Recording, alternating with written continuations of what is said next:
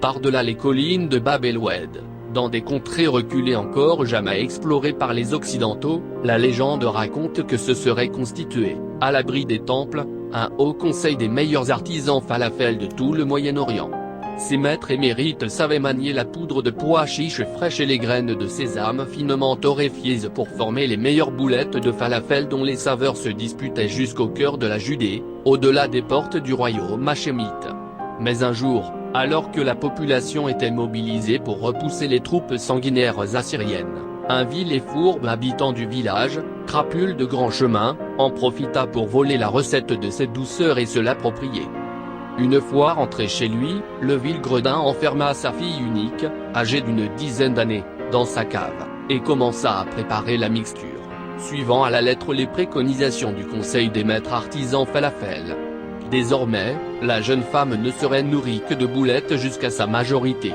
C'était la première fois qu'un homme s'essayait à ce type d'élevage, empêchant la pauvrette de voir la lumière du jour, et à gambader dans les prés. Elle serait maintenue à une température constante d'environ 15 degrés, et nourrie 4 fois par jour de falafel et de crème de potiron.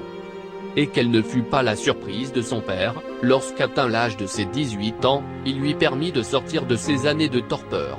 Son cul avait tout bonnement triplé de volume, et ressemblait désormais au mont Sinaï, la montagne la plus gourmande et sacrée pour le peuple hébraïque. Son père se frottait les mains.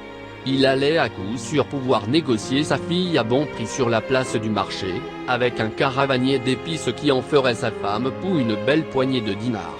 Mais, le vieil homme n'avait pas prévu que sa fille prenne la poudre d'escampette avant même qu'il n'ait eu le temps de la négocier pour quelques chèvres.